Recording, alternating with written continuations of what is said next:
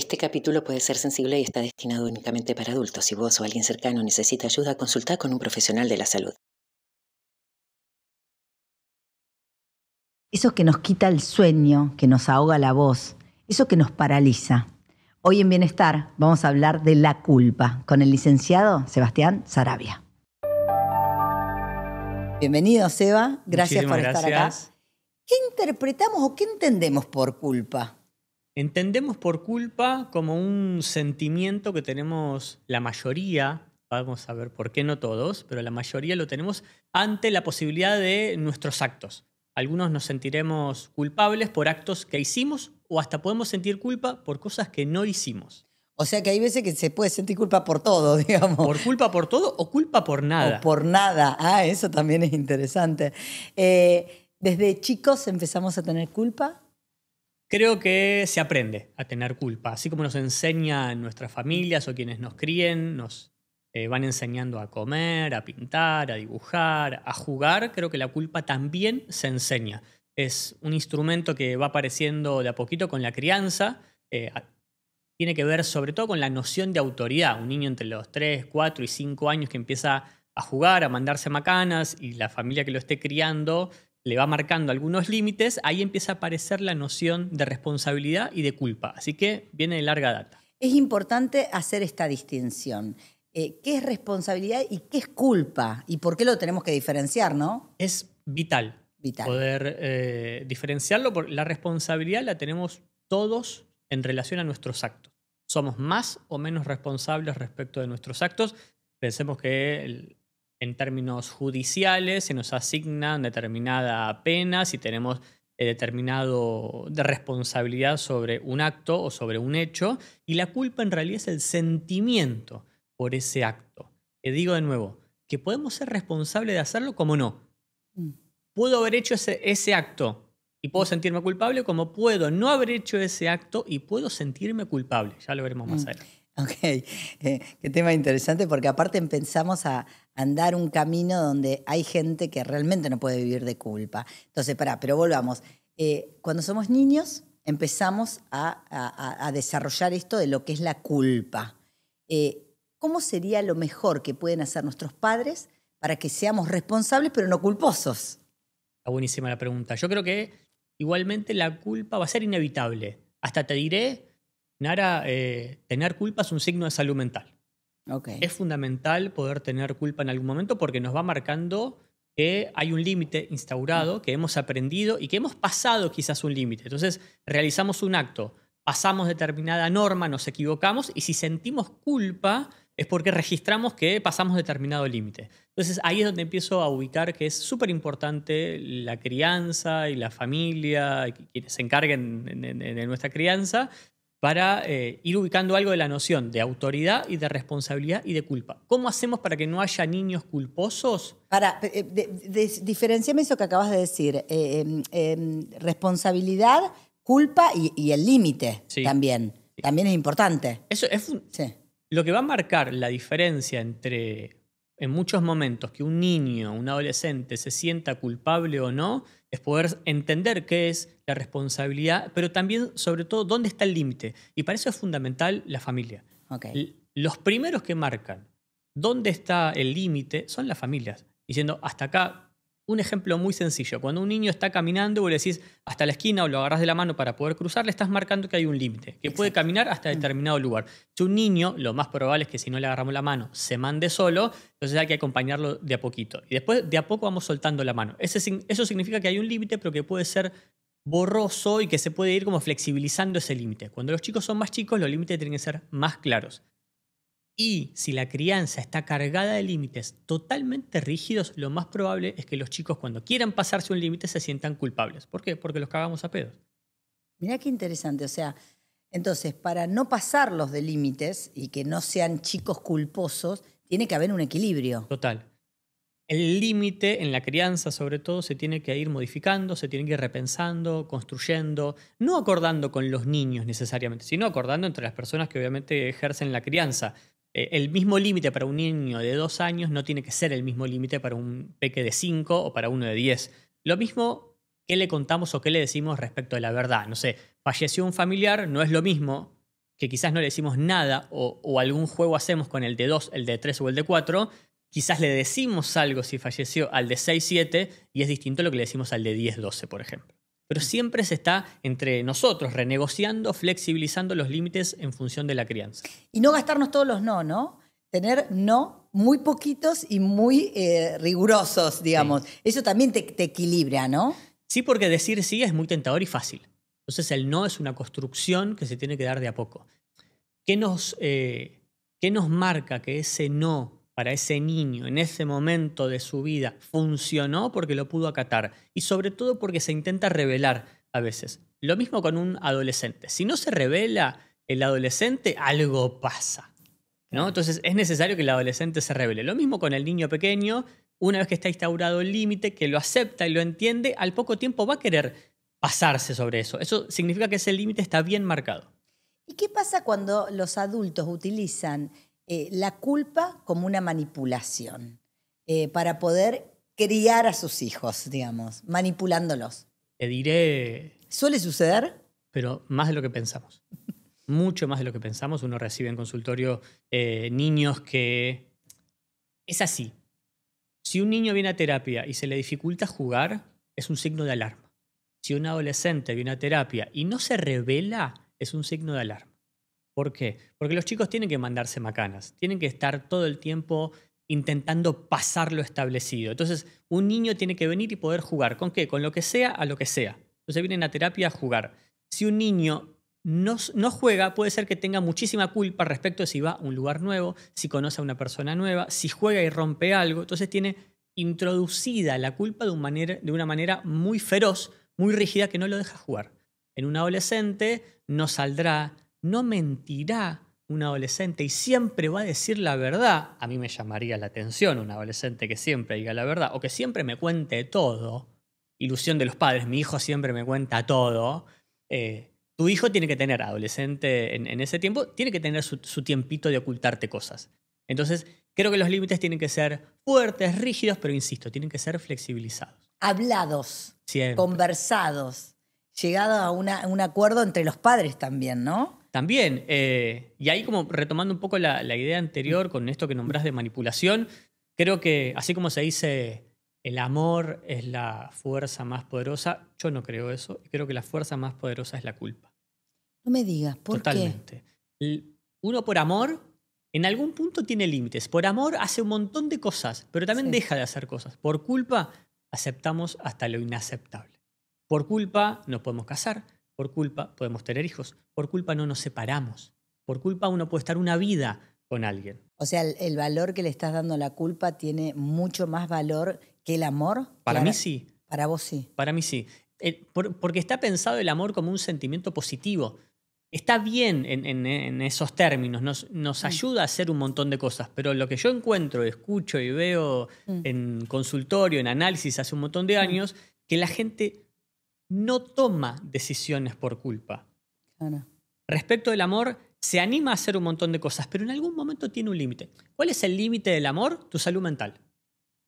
Si en algún momento, por amor a alguien, estás empezando a dudar de vos, empezás a pasarla mal, tiene un límite el amor. Es tu salud mental. La culpa, por lo menos de lo que yo he escuchado y de lo que veo, pareciera ser que no tiene límites. O sea, todo está permitido porque si no me genera culpa. ¿Y qué pasa cuando tenemos ese desborde? Porque la culpa no está en equilibrio en ese punto. ¿Puede ser que haya sido que de niños todo lo malo era por culpa de nosotros? Sí, ahí sí está enlazado lo que tiene que ver casi una crianza con culpa, ¿no? De criar niños culposos, sea por el juego, sobre todo por el juego, o porque si se mandan una macana es responsabilidad de ellos, o es por culpa de ellos, ¿no? Que terminó pasando tal cosa, y a veces hay que pensar que los niños son pequeños, los niños no hablan mal, hacen uso del lenguaje, los niños se equivocan y no es un error, están intentando hacer cosas, los niños no rompen cosas, están expandiendo su cuerpo y su juego, pero creo que es fundamental poder separar esa línea tan importante de la culpa para no criar niños con tanta culpa y que no la pasen tan mal. Y que no la pasen tan mal para en realidad criar adultos felices, pero venimos de una generación donde nuestras madres y nuestros padres por ahí nos criaron de otra manera, y que era la culpa rompiste esto, mirá tu culpa, esto es por tu culpa. O sea, ¿ha cambiado eso? ¿Vos lo estás viendo de una manera diferente en esta forma de crianza? Sí, creo que hay una manera de relacionarse con la culpa un poco más amena ahora. Si bien sigo insistiendo que es la fuerza más poderosa de todas, quiero pensar como buenamente que nos estamos relacionando de otra manera. La generación de ahora se relaciona de otra manera totalmente diferente con la sexualidad, con los temas ambientales, con la amistad, con hasta la cuestión del erotismo, y con la culpa también se relaciona de otra manera. Los chicos no sienten tanta culpa como antes. De hecho, pueden estar laburando un año en determinado lugar y después se van. Cosa que antes, quizás en otra época, era te tenés que poner la camiseta y estar 35 años en la misma empresa. Sí, eso es verdad, es verdad. Pero, ¿y cómo podemos evitar eso para arrancar la culpa desde chicos, digamos? ¿Cómo podemos evitar ser niños tan culposos, criar niños tan culposos? ¿Cómo podemos evitar que sean niños más responsables adultos más responsables con la culpa, pero desde chicos? Primero, hay lo que siempre digo, cuando los niños son pequeños, todo tipo de crianza o de mensaje que vos le quieras enviar a un niño es por la vía del juego. Siempre. Y aparte hay algo fundamental. Si nosotros vamos a empezar por casa, tenemos que dar el ejemplo. La idea es que nosotros también podamos ser un poco más responsables y tener una relación más amena. No digo no tener culpa, porque tener culpa es imposible. Imposible estar como por fuera del amor, imposible estar por fuera de la culpa, imposible estar por fuera de un montón de temas. Bueno, la culpa es uno de estos y es un elemento de la crianza, la culpa. El tema es que no se desborde como lo piensan los chicos. Porque, insisto, que un niño tenga culpa por algo que hizo es natural y hasta es necesario. En algún momento charlaremos, si no hay culpa la cosa se pone un poco más compleja porque no importa lo que le pase al otro, no hay registro de un otro y demás. Pero es importante que un niño tenga culpa porque significa, entiende y sabe que del otro lado hay alguien que le pasa algo. ¿Cómo se sale de la culpa? Con responsabilidad, con el ejercicio cotidiano de hacerse responsable de algo. De esa manera uno sale de la culpa. Para personas que se han construido con mucha culpa, que realmente no pueden ser felices por la culpa, ¿cómo se puede salir de ese lugar? Primero, hay que darles una mala noticia, que si han sido criados con culpa o respiran culpa, transpiran culpa y hablan desde la culpa como modo de ejercer la vida, va a ser un poco difícil correrse. ¿Por qué lo digo así? Porque si a veces te dicen no tenés que ser así, tenés que ser de otra manera. Bueno, pero me criaron de esta forma.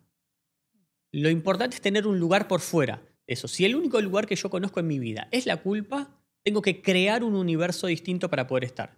Entonces, antes de salirme de la culpa, tengo que crear uno nuevo. Por eso a veces la terapia también lleva mucho tiempo, que es crear en este sentido para una persona extremadamente culposa, tiene que crear un nuevo mundo posible donde la relación con la culpa sea un poco más tranquila, donde no te atosigue tanto, donde te permita por lo menos dormir. Que una persona con muchísima culpa, que a veces tienen insomnio, trastorno de alimentación, depresión, bueno, la idea es empezar a trabajar en estos síntomas para empezar a bajarlos y hacerlos un poco más tranquilos, para que el día de mañana tenga una relación con la culpa un poco más tranquila, o hasta, ojalá, con sus hijos, su pareja, sus amigos, una relación con la culpa un poco más tranquila. Transformar, ¿no? Transformar ese dolor, porque la culpa llega a ser dolor y los paraliza, ¿no? ¿Puede ser? La culpa no solo te paraliza, casi que en la versión opuesta de lo que decía Cortázar con lo del amor, que es ese rayo que te deja estaqueado en el medio del patio. Bueno, lo mismo te hace la culpa, ¿no? Es un rayo que te deja estaqueado en el medio del patio. En términos más de psicología, te deja inhibido, te deja paralizado. ¿Por qué uno tiene culpa? Uno tiene culpa o aparece el sentimiento de culpa por decisiones a tomar, y uno no toma decisiones por la culpa que le genera tomar una decisión. O hasta a veces, más específicamente en psicoanálisis, porque hay una relación con el deseo. Si aparece algo de mi deseo, renunciar, ponerme en pareja, hacer determinado viaje, aparece la culpa como algo que nos avisa que estamos cerca del deseo. Parece medio raro, medio paradójico, pero si uno se pone a pensar, tiene algo de razón. Cuanto más cerca estoy del deseo, a veces más culpa tengo. ¿Y eso por qué sería? Porque no somos seres que solamente van por aquello que quieren, o un poco como se vende como el mensaje de hoy en día, de productividad, capitalismo individualista y demás, de hacer lo que vos querés, fluir, como correr todo tipo de barrera y obstáculo y andar por aquello que querés. Es un poco más complejo. El deseo en sí mismo es un quilombo. El deseo es un problema. Desear es un problema, pero porque no es solamente lo que yo quiero. Lo que yo quiero, voy, lo compro, trabajo o lo consigo, y lo que yo quiero, una vez conseguido, ya me generó satisfacción. El deseo implica necesariamente una cuota de frustración. Entonces, en el deseo todo el tiempo no hay un objeto que lo colme, dice Freud. Entonces todo el tiempo estamos deseando cosas distintas. Es una persona, pero no es esa persona. Ahora me quiero poner en pareja con esa persona. Pero ya que estoy en pareja quiero convivir con esa persona. Pero ya no deseo a esta persona y deseo a otra persona, pero quiero seguir viviendo con esta persona. Tengo que entender que quizás desee a otra persona que no es mi pareja, pero sigo amando y sigo eligiendo a la persona con la que estoy viviendo. Y tengo hijos. Y nos vamos de viaje. Y tenemos proyectos juntos. Entonces, entender que el deseo se mueve mucho y es bastante incómodo. ¿Cómo nos damos cuenta del deseo? Porque aparece la culpa. Pero, ¿qué pasa cuando nunca ese deseo es colmado? Y si cuando llegamos a tener ese deseo cubierto sentimos el vacío. Porque eso también genera como una sensación de culpa. Logramos el objetivo, trabajamos, logramos el objetivo, llegamos, no éramos suficientes. Somos suficientes y ahora nos sentimos vacíos. ¿Y ahora qué viene? ¿Y ahora qué viene? El próximo desafío. Sí, claro. Ese es un gran problema que por lo menos uno escucha muchísimas veces en el consultorio de alguien, recuerdo a alguien en particular ahora, que no le quería decir a un chico, ¿no? No le quería decir a una chica que le estaba gustando y le quería invitar a salir. Justamente el problema no era que le diga que no. El problema para él era si le decía que sí. Porque si me dice que sí, significa que estoy a la altura, tendremos que salir. Y si salimos, quizás pasa algo más del orden sexual. Y mirá si la pasó bien. Me tendré que hacer responsable de que me está gustando. Y mirá si va todo bien, nos tendremos que poner en pareja. Bueno, de esto se trata, ¿no? Después se sentía culpable por no decirle nada. Pero lo que había ahí era que tenía miedo de hacerse responsable por lo que sentía. Qué frágiles que son nuestras emociones, ¿no? Y más allá de qué frágiles, qué complicadas. Porque no es sencillo, no es un camino. Yo te escucho hablar de culpa y digo, wow, todo lo que nos sucede y todo lo que trae con la culpa, ¿no? En esto que dijiste vos hace un rato. Y cuando no tenemos un registro del otro. Ahí estamos en un terreno de patología, cuando no hay un registro del otro. Cuando vos realizás un acto y en ese acto no tenés ningún tipo de registro del otro, ni de empatía, ni de entender que el otro es vulnerable y que esa frase o ese acto que podés decir impacta sobre un otro y no te interesa ese otro, estamos en un terreno un poco más complejo, el de la perversión, el del narcisismo patológico, el de la psicopatía. Es justamente esto, personas que realizan actos donde no sienten culpa, no les importa el otro, porque ya se importan solos a sí mismos.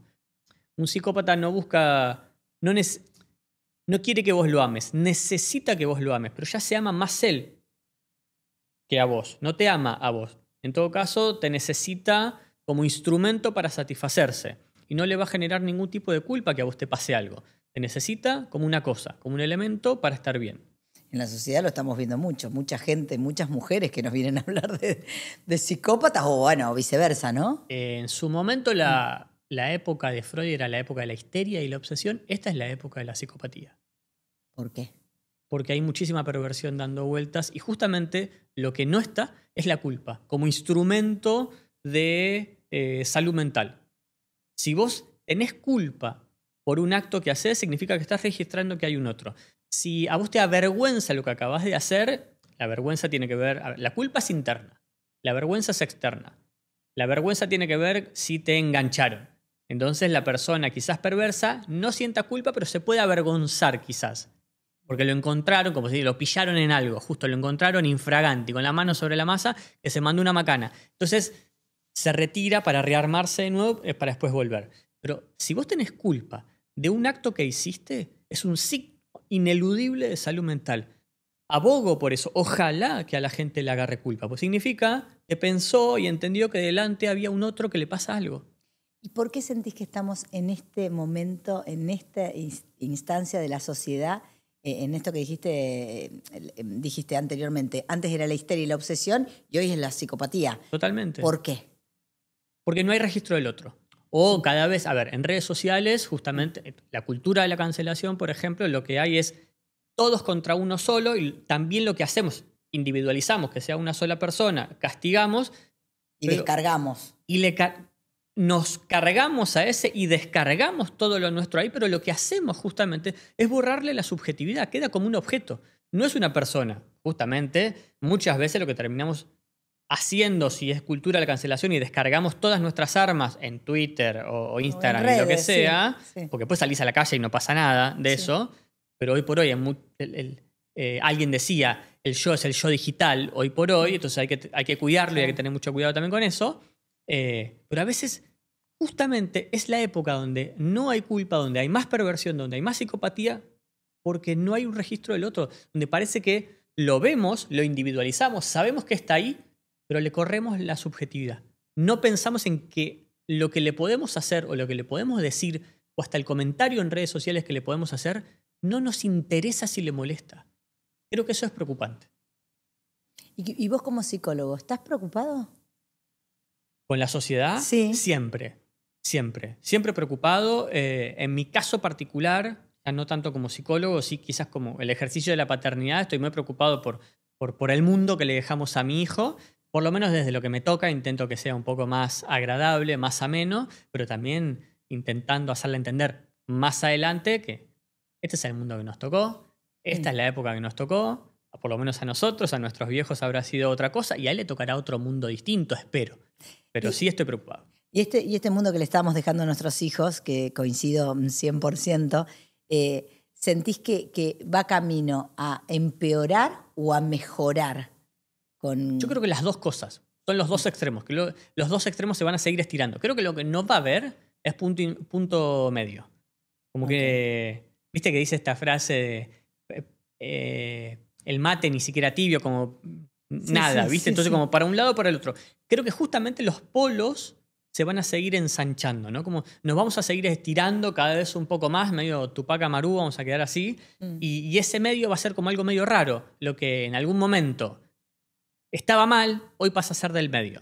¿Se entiende? Entonces, o es positivismo tóxico, positividad total, que todo para adelante. Que también eso genera una culpa y una tristeza. Exacto. Porque es nunca soy suficiente. Vamos a hacer algo cortito. Yo hoy tenía que llevar al nene, contarle el cuento, estar con él, a venir y grabar 5. No, nunca sos suficiente porque no podés hacer todo lo que te pide la sociedad para ser buena madre, para ser buena trabajando. Y es como que la vara acá está más alto, ¿no? Es una exigencia que tiene el mundo de hoy, ¿no? Poder con todo. Lo cual es enloquecedor, poder con todo. Enloquecedor.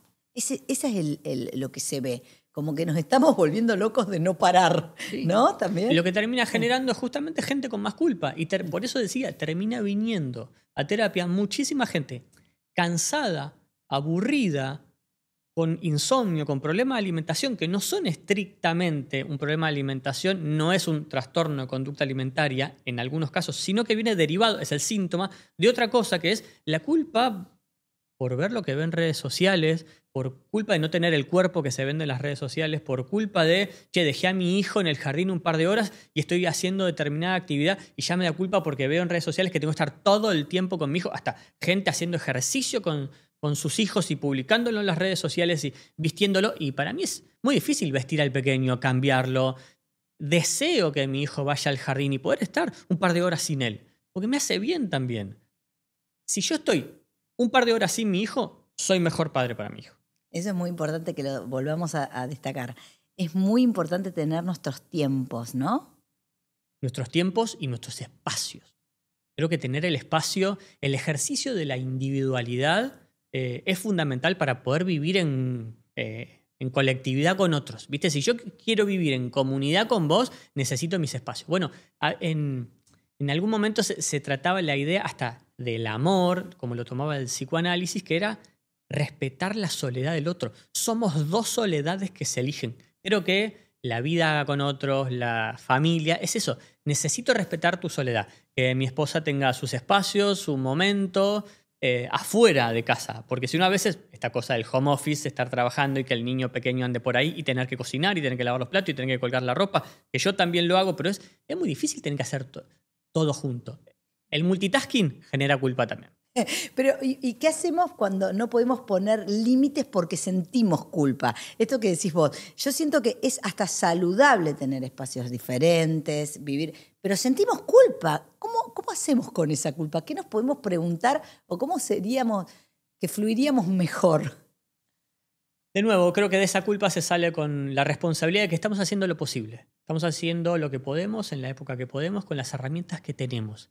A veces uno dice, che, bueno, pero si hay mucha culpa, que vaya a terapia. Ahí digo, el último recurso que sea la terapia. Primero intentar resolverlo solo. Si no lo resolves solo, intentar resolverlo con tu familia, con tus amigos, con tu pareja. Y si no, último recurso de todos, la terapia. ¿Por qué digo que la terapia es el último recurso? Porque te va a movilizar demasiado. Y te vas a dar cuenta de un montón de cosas. Que justamente de aquello de lo que te sentís culpable, en realidad tiene que ver con un mensaje más de la época. Y ojalá puedas hacer algo en contra del mensaje de la época y puedas tener tu lugar, tu tiempo y tu espacio y ser responsable de la culpa que vas a sentir. Por eso digo, de la culpa a la responsabilidad. De la culpa se sale con responsabilidad. Ser responsable de la culpa que tenemos. O sea, de la culpa se sale con responsabilidad. Exacto. ¿Y qué nos podríamos preguntar? ¿Cuál sería la pregunta que nos tendríamos que Yo hacer? creo que la pregunta estaría más orientada a ¿estoy haciendo lo que puedo? ¿Necesito hacerlo perfecto? No. ¿Es una carrera contra quién? Contra nadie. Estoy haciendo lo que puedo, como puedo, de nuevo, con los recursos que puedo, en el tiempo que puedo. ¿Y cuál sería el primer paso para liberarnos de la culpa? Empezar a preguntarnos.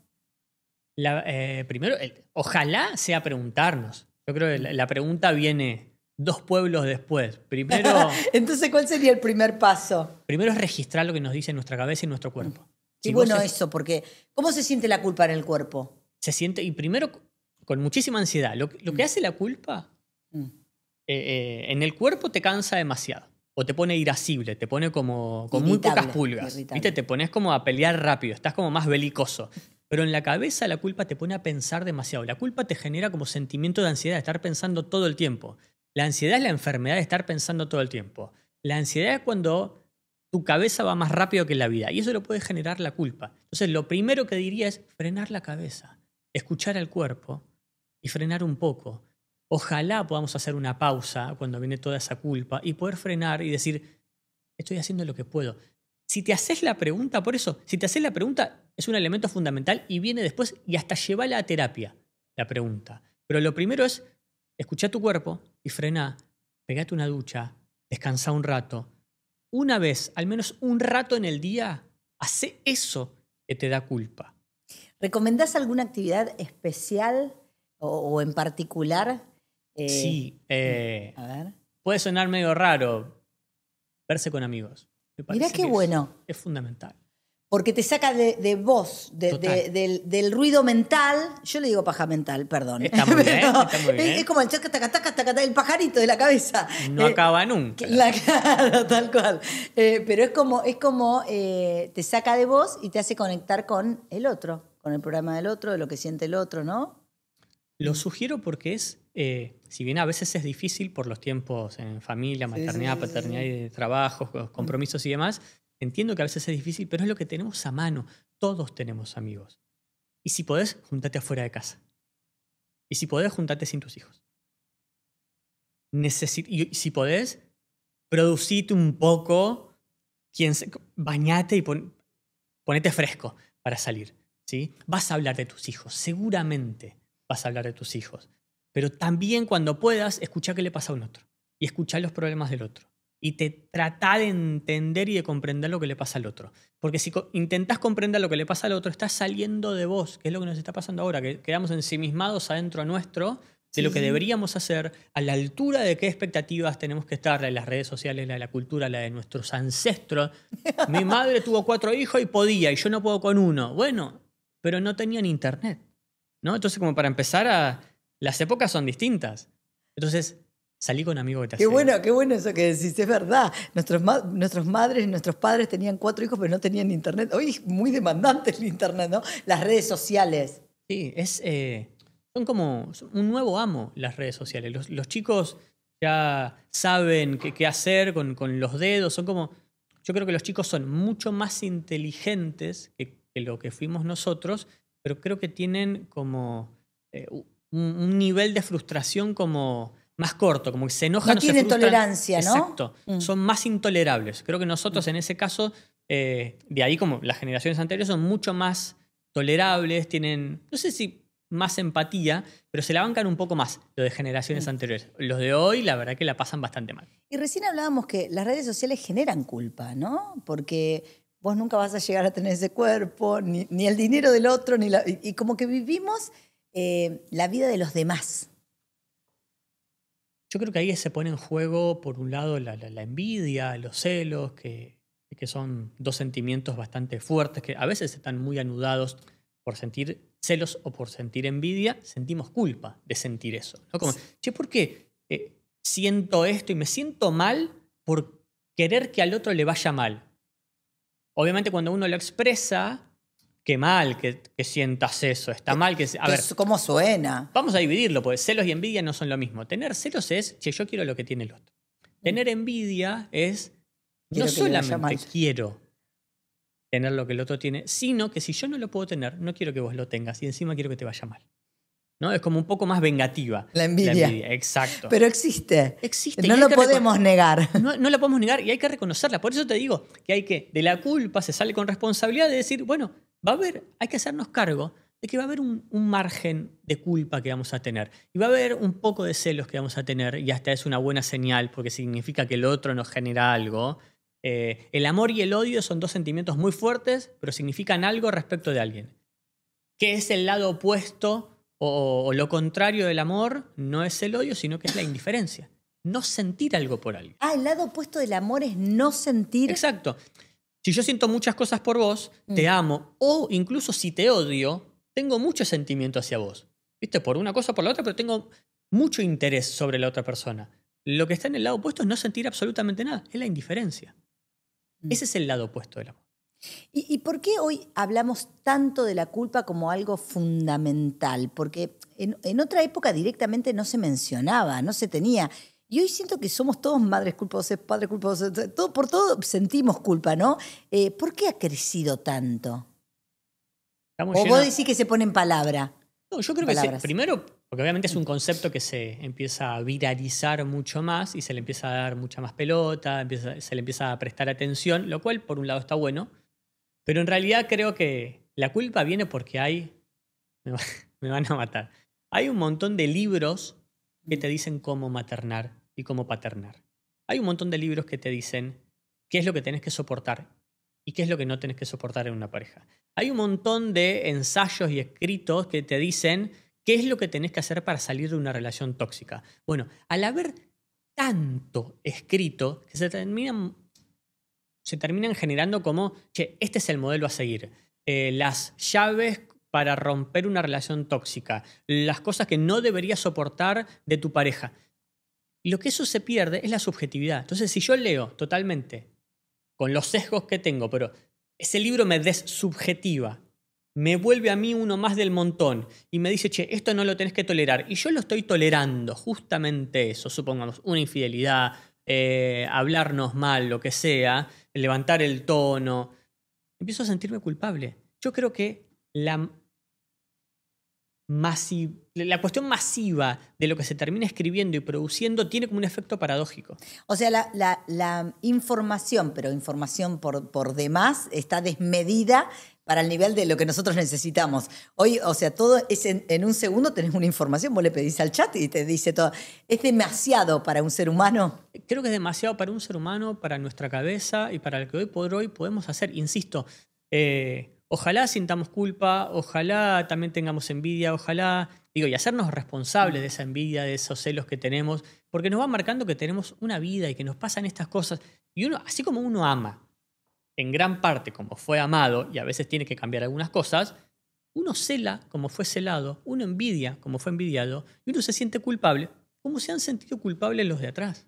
Claro.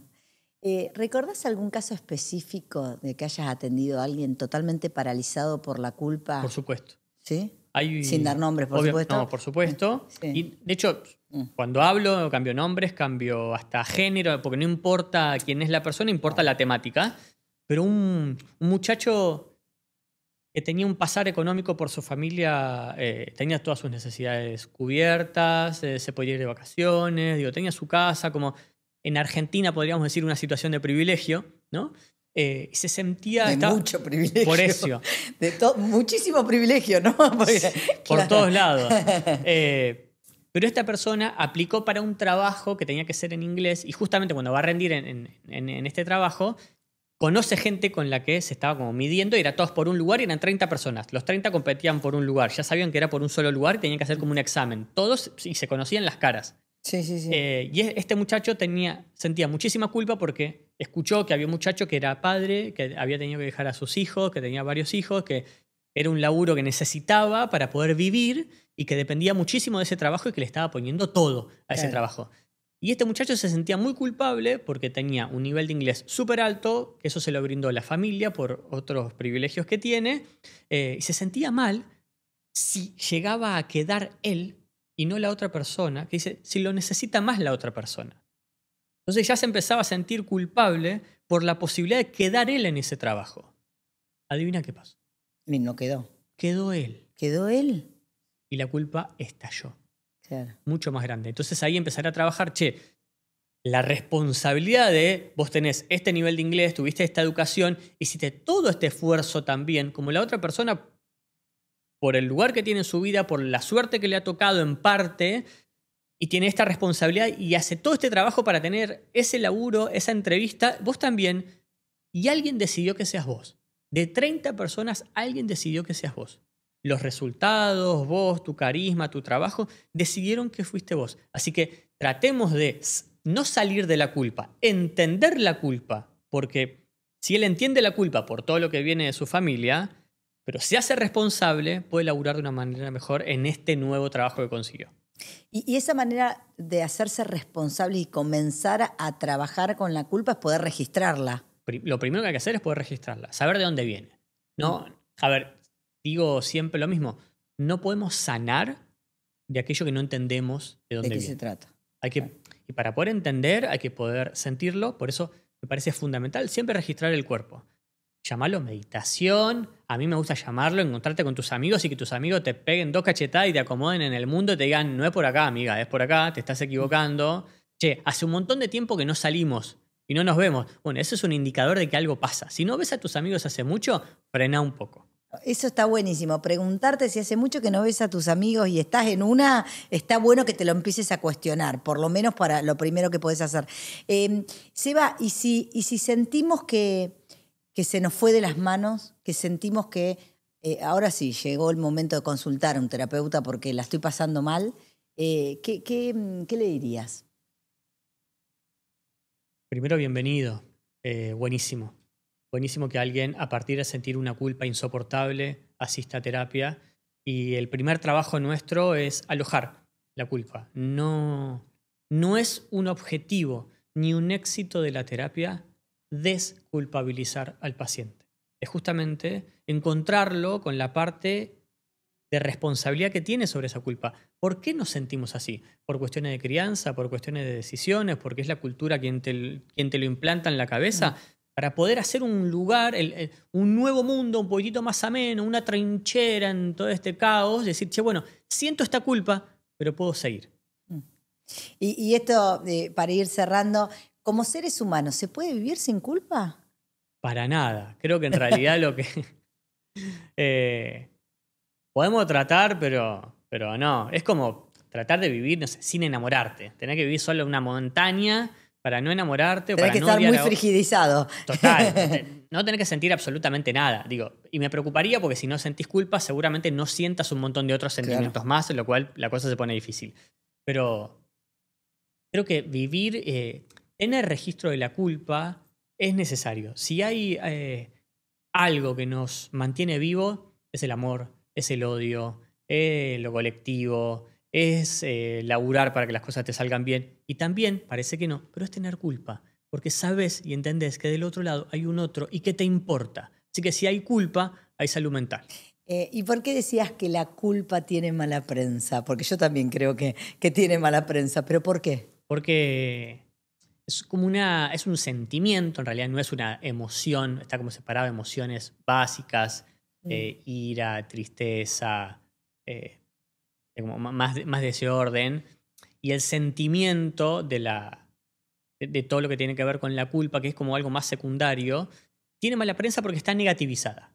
La culpa tiene mala prensa porque se la piensa en negativo. Entonces, si hay culpa es porque te mandaste una macana. Si hay culpa es porque te autosaboteaste. Si hay culpa es porque pasaste por encima de una norma social o de una norma interna. Pero si hay culpa y tiene mala prensa, lo que hay que entender es que nos marca que estamos haciendo cosas.